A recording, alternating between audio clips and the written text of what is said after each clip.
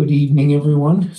My name is Doug Hyland. I'm the chair of the Brooklyn Climate Response Committee. Thank you for coming tonight. We have monthly, generally presentations of this type in various locations around Blue Hill, between Blue Hill and Brooklyn. Tonight we have with us Steve Benson, who's recently retired as a clinical psychologist in Blue Hill for 20-odd years. Yeah.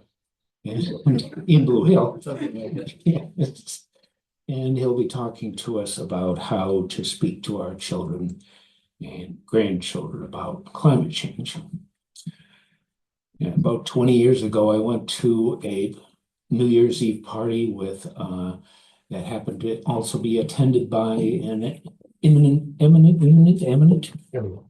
thank you, climate scientist who told me I didn't have to worry about climate change because I'd be cold in my grave before there were really any effects.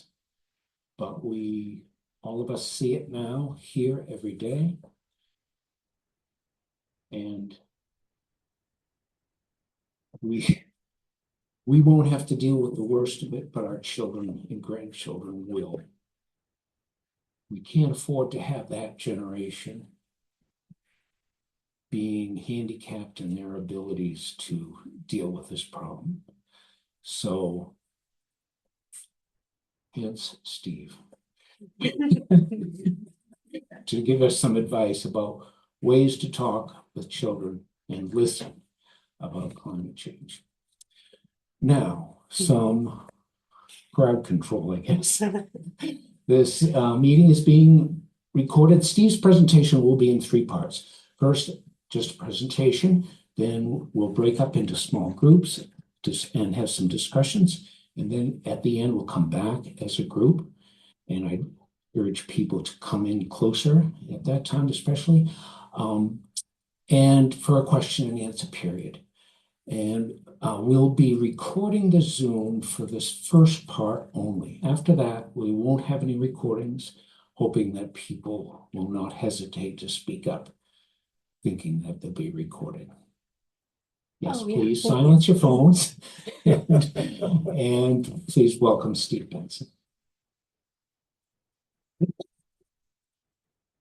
Thank you, Doug. Thanks all for coming, and I hope to serve you well. And yeah, the climate catastrophe is underway around the world, and our local community is getting its own light dose so far, but very real.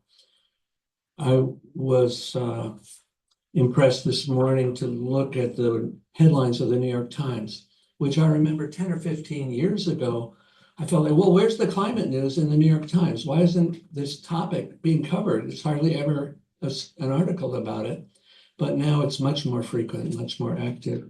And the big headline, one of their top 3 headlines today was, a big climate goal is getting farther out of reach, and pointed out that temperature increases are still underway and ongoing and coming along, and that curbing greenhouse gases in the atmosphere is not happening yet. We're still putting just as much carbon into the atmosphere as we were 3 or 4 or 5 years ago. And that's despite all the advances in solar power and wind power and so on. There's the greater energy demand all the time by our civilizations as we advance and institute new technologies. So it's definitely something that's coming along and becoming more and more a factor in our lives, and will be a factor in our kids' and grandchildren's lives. Just to quote a little bit more about the situation, Antonio Guterres, the Secretary General of the United Nations, lately said that the plan to hold the temperature rise to 1.5 centigrade increase is on life support, meaning it looks really close to not being able to achieve that, and going up further towards 2 degrees centigrade over previous levels, and that will mean greater catastrophes than we've been seeing lately around the world. I'm also alarmed when I see the atmosphere reports about some of the cities in India, such as now New Delhi is the worst in the world, and it's just the air is gray all over. Climate change is tied to increases in respiratory diseases, in heart and lung conditions, in cancers, in mental health problems, mosquito-borne illnesses, of course, and other health issues, with extreme heat contributing just as such. Extreme heat itself has apparently resulted in 47,000 deaths just in Europe in the past year. And these risks and challenges are on some people's minds a great deal. On some people, they're able to simply go with denial. Other people are more capable of compartmentalizing and just thinking about the climate catastrophe when they're ready to. And it's just different for different people. But those who are thinking about it, or each time we think about it closely, we are doing some very heavy lifting emotionally. It's hard. It just is. And if we feel like maybe I'm going crazy, or maybe I'm losing it, maybe I'm too anxious, I encourage folks not to pathologize themselves too much over that, or to pathologize each other, because it's a normal, understandable reaction to a situation that's as fearsome and out of control and hard to predict and overwhelming in a variety of ways as the climate emergency has become.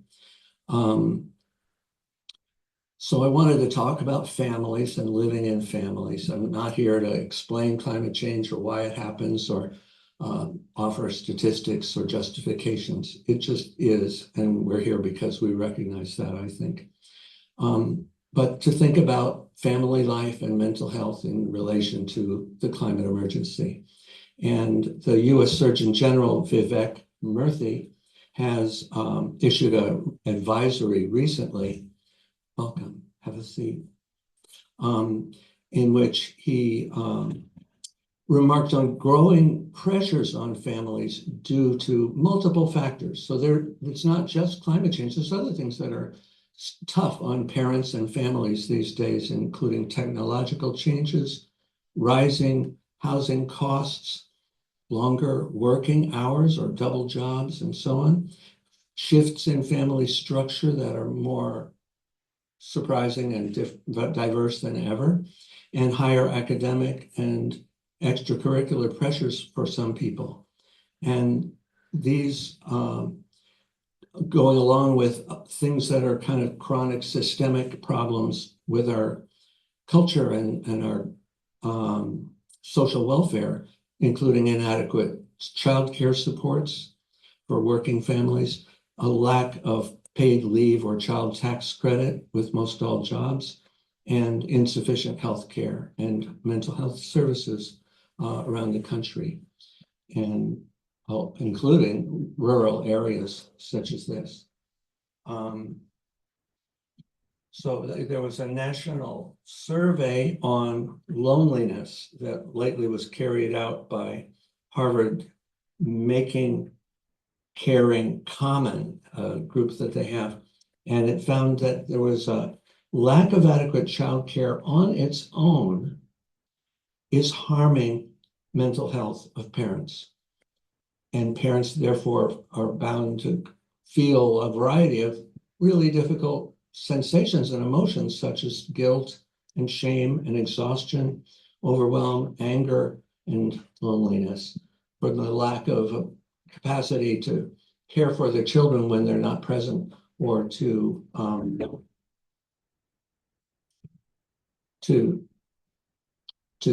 arrange for their care and be able to afford the cost of that while holding a job.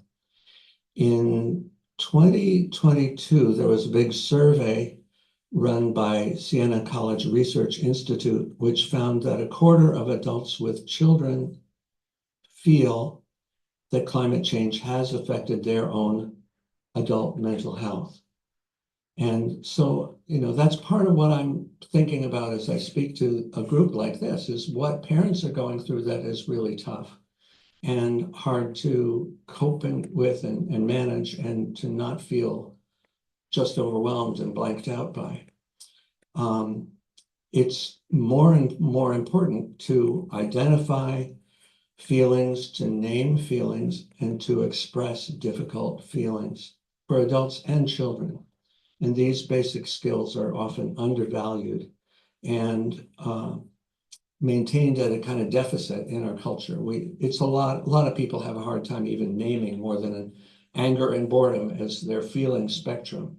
And so I congratulate you if you have 6 or 7 words for different feelings, because it's not necessarily common that people do. For children in particular, they need our support and our help in training to learn that they have nameable feelings that might be embarrassing or confusing to them. And we can do that in our conversations with our kids. 2021, a report from UNICEF called Climate Crisis, a Children's Rights Crisis, and said almost every child on Earth is exposed to at least one of the major overlapping climate and environmental hazards. Almost every child on Earth is dealing with something that's a hazard or a radical change that wasn't anticipated, that isn't normal, but now is becoming significant in their world. And that children's right to be kids, to have fun, to play, to be carefree, to be naive and innocent about these things is being sort of eaten away by the challenges of the crisis. And it's tough. The effects of growing physical effects of heat and uncertainty around it will include, for children and adults, chronic and growing stress, immune symptoms that are compromised by pollutants and insecticide, and airborne diseases and insect-borne diseases, some of which are potentially fatal. And so it's more dangerous to just go for a walk in the woods now than it was 10 or 20 years ago, with Lyme disease and so on, and mosquitoes might be carrying all sorts of really difficult diseases that they didn't used to appear with. Strong feelings about the present and future will typically include fear, anxiety, grief, and anger. The children and adults can be outraged, overwhelmed, confused, get that deer in the headlights feeling and not know what to be done about it. There was a report in the Lancet, the major medical journal of Britain, reported on by the Guardian newspaper, saying that the overwhelming majority of young Americans across the political spectrum worry about the climate crisis, and more than half say their concerns about the environment will affect young adults or adolescents, will affect their decision about where to live, whether to have children. Uncertainty is it safe? Is it appropriate? Am I doing a right or a wrong thing to my kids or my community by having offspring? And where can I live that will be most sensible and available? And is it possible to move there? They found that more than 70% of young people want the climate to be a subject that is discussed freely. And they want older generations to try to understand how they feel. More people reported depression symptoms and that were associated with greater exposure to the disaster. So when people have had a catastrophe related to climate change in their community or their region, such as a massive fire or flood, they are more sensitive and may have more serious or lasting symptoms of depression. And yet, for all these feelings that I'm talking about, they often are not taken very seriously by politicians, by teachers, by parents and grandparents. They're sort of shoveled under the rug too easily. And it's important that kids feel heard and listened to, even if they're just beginning to realize that maybe there are words for some of what they're thinking about with all this. But I think our children are beginning to get more education about climate change in school. And it's hopefully presented in a calm, compassionate, informational, sensitive way that isn't throwing too much information at the child at once. But some children will have very strong reactions to any of it being revealed or discussed in a way that doesn't take their full feelings into account, which is pretty hard to do in the middle of a classroom session. So there just is greater problems with isolation, emotional isolation and depression, and helplessness, hopelessness, and loneliness associated with this for kids. If they feel, well, I'm really worried about this, but the other kids around me, they don't seem to be thinking about it, or they joke about it. And it can be very confusing and lead any one individual to feel isolated and as though there's not a safe way to be known and share it. But the scientists and the social scientists in particular are predicting more increases across all cultural and social dimensions in increases in suicidality and behavioral disorders, in addictions, and different kinds of abuse. So people under stress and emotionally overwhelmed will often seek avenues for relief or distraction, and can make, of course, unfortunate life dependencies in a result, become addicted or habituated to certain ways of coping with stress that are not healthy for themselves and are not helping to address the problem at all. So one of the thoughts that come up in those terms is the sense of low-key, if not major, trauma, psychological trauma that kids and adults may go through if they're in their own community or vicariously thinking about people elsewhere in the country or elsewhere in the world, being absolutely overwhelmed by death dealing over and life-changing situations where they're losing their home, they're losing family members, and so on. And that kids may feel, as well as some of us adults may feel, that the authorities that we were hoping would take care of this kind of problem and look after our needs responsibly have dropped the ball, are not really following up adequately and not taking it seriously enough. And so that this is referred to in literature psychology as moral injury, where the boss or the fearless leader is just not responding to the situation or pretending it's somewhat different than it really is. So what do kids need? Kids need us to show, and our families and our communities to show care, solidarity, like we're together as a group. We're thinking about things and we're dialoguing about things. We are able to validate what the child is feeling and thinking and going through, which isn't because it's a logical best choice of how to think or speak. It's because that's the child's reality at the moment. And we can validate it even if we realize, well, this is what it's like right now. Kids need to know that they're okay in some sense. So it's a way to help with that. And we can empathize with the children or teens or young adults, and by accepting their stress and sympathizing, recognizing, yeah, that makes sense that you would feel that way. I can understand you're having that feeling. Even if our own feeling is different, we can empathize with the other young person's feeling and acknowledge that it's understandable as a reaction. It doesn't make it realistic or unrealistic. It's real because they're feeling it. And if they're able to report on that, that's a big, courageous thing for anybody to do, especially a child in our world.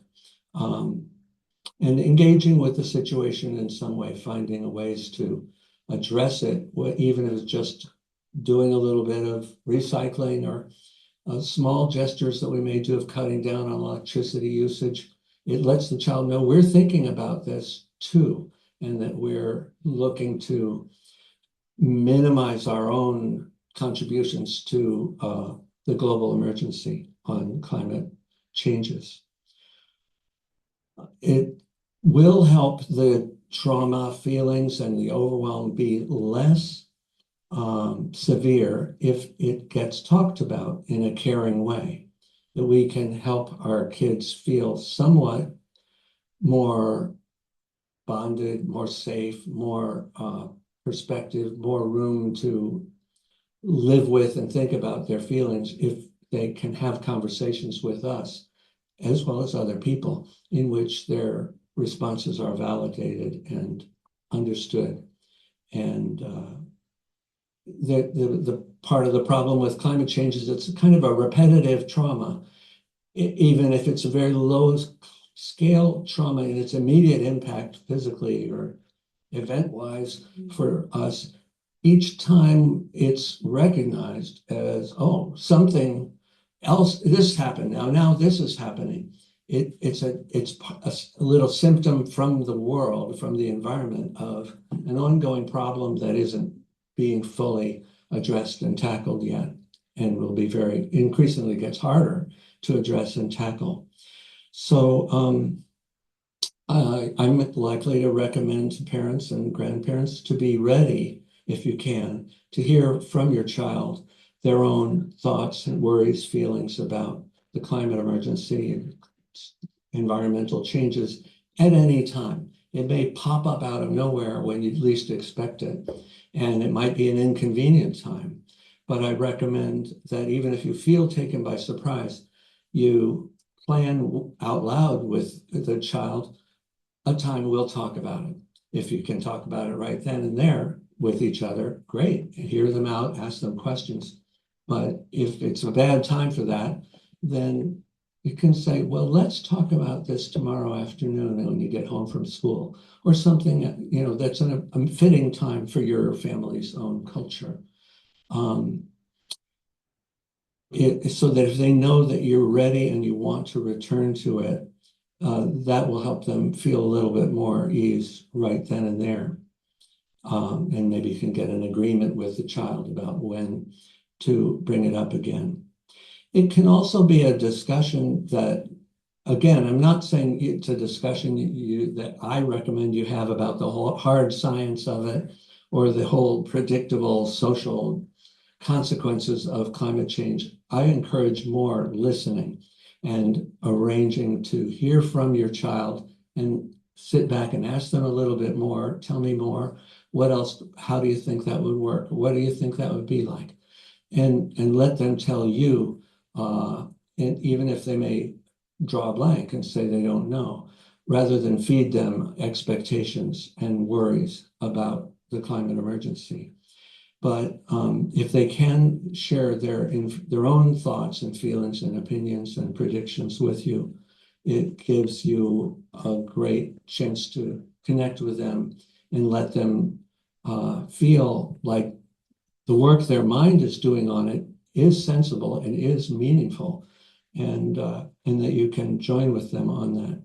So it's good that when you can have this kind of conversation in a place where you can pause and feel enough quiet and privacy, rather than in a hurly-burly of any complicated family interaction or getting ready for this or that else that's about to happen.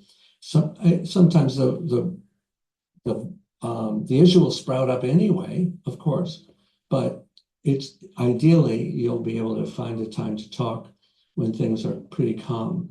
And like if you're driving in a car for half an hour, it could be a good time to just have some back and forth, in which case, even if the child hasn't brought it up, you might bring it up. I know you're learning some things about climate change lately, and you've heard about this, and what are your thoughts and feelings about it? Is it bothering you? What do you think is going to happen? And just let them tell you what they might come up with about that. And it might be a long conversation. It might be a really short conversation. Often a child may not be ready to talk about it.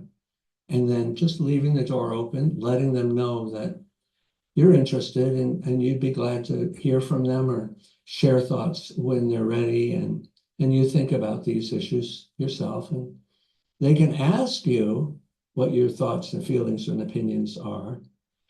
And then you might think about your child's developmental level and their nervous system and their likely anxiety or not so likely strong anxiety, and give them a little bit of input about your own thoughts and feelings, but not so much that they start worrying about you or thinking, oh, this is a really dangerous thing to talk about. Dad's overwhelming me with what's going on inside of him. I don't feel comfortable at all. We don't want to alienate the child from this kind of conversation. We want it to be safe, calm, inviting. And so I emphasize being open to and letting the child or young adult or teen know that you'd like to hear from them and that you're ready if and when they want to share something with you. You can ask them if they have any curiosity about different parts about what's happening with climate change, and field that interest that they might have. Just be, what I don't understand, Mom, is blah, blah, blah. And that could help a conversation roll. You can remind them that whatever they're feeling is okay. And you may be quite distressed at what their child is feeling, but it's still part of their life, part of their experience that has some authenticity, I believe, and deserves to be attended to. Sort of like with child abuse. The more we exercise conviction and acceptance and belief in the child's honesty and what they're saying, it goes a long way in helping them feel safer. And in response, it can be very important to let the child know that you'll think about these things and do anything that you can to protect them and make their world safe, make their relationships safe. But you can't promise them what will happen, of course. You can ask them what they know about climate change and be ready for, flusteredness, things that are misconceptions, things that are really enraging them or overwhelming them. And that can also be just really helpful, while you yourself might try your best to maintain a calm, steady voice and avoid dramatizing the matter by drawing blame against this politician or that corporation. It's probably, at least for children, it's much too young to go into that sort of thing of seeking to pin the blame on anybody. It's an ongoing crisis that's happening, and whether we do the blaming correctly or not. But you asking them how they feel about their future, how they're feeling, if they know of other people in other regions of the world. Oh, what do you think they're going through? How are you feeling about that? And you can ask them what their friends and classmates might be thinking about climate emergency or changes in the climate and the environment too, because that may also just be a way to open conversation a little further, if they're just reflecting what they think the other children are feeling and saying and thinking. You can pay attention, of course, just like you probably do anyway, to nonverbals, the way that they speak, the rhythm of their speech, the speed of their speech, the ways that their bodies move when they're speaking or not quite coming up with something to say. And realize that if they're exercising their avoidance of the topic, that's understandable. It makes sense. Anybody might wish to avoid thinking and talking out loud about this stuff, and that you don't need to press and push them to speak. And that after hearing them out as well as you can, to let them know what your own feelings are in an honest way, but that's maintained with some calm and some acceptance, your acceptance of your own feelings may be really, really important. You can think about what values you and your child hold in common that are pertinent to this situation, whether those are social values or values about nature and the environment, values about culture. There may be ways that you can realize, oh yeah, we're in this together. We have the same concerns for good reasons, and that we don't need to critique each other. It's much more important, I believe, to find ways to build an alliance and a togetherness, a solidarity with your child. And sometimes it's helpful to ask, what's changed lately for you, kiddo?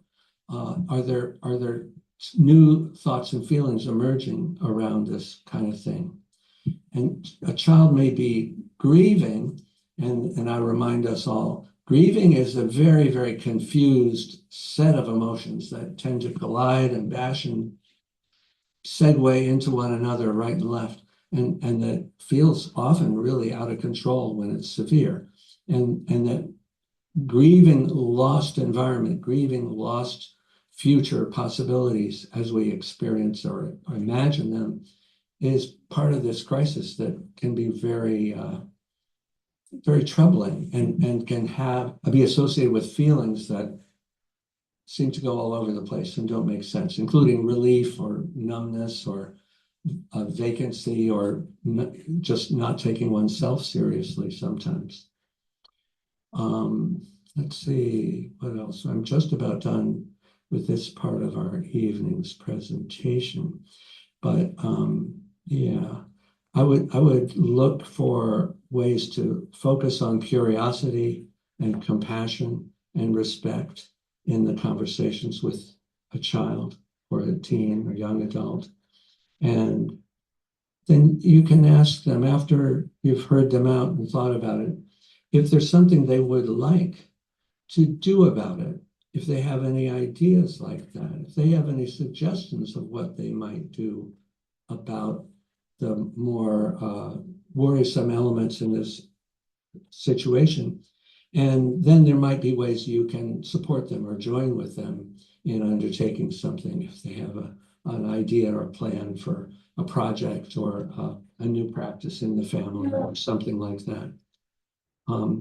It's also very valuable, I want to remind us, the more time outdoors that your children can enjoy and feel refreshed and curious and interested in their outdoor environment, it's likely to be protective for them emotionally in the long run and help them find their own groundedness, their own calm and center, and feel that they're valuing the world.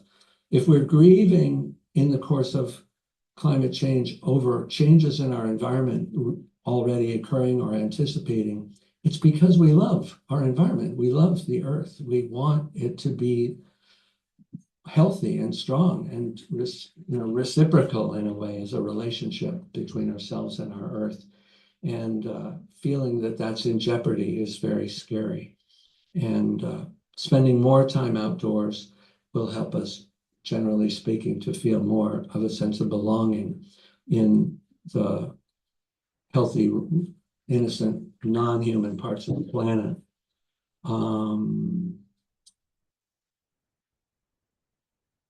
Yeah, that is pretty fully what I want to say. It's important as parents or grandparents to build and sustain our own resilience in the face of these kind of crises, doubts, losses of confidence that we may go through. And so look for ways to take care of ourselves and take care of each other. Adults take care of each other too, so that we aren't just floundering each time the topic comes up.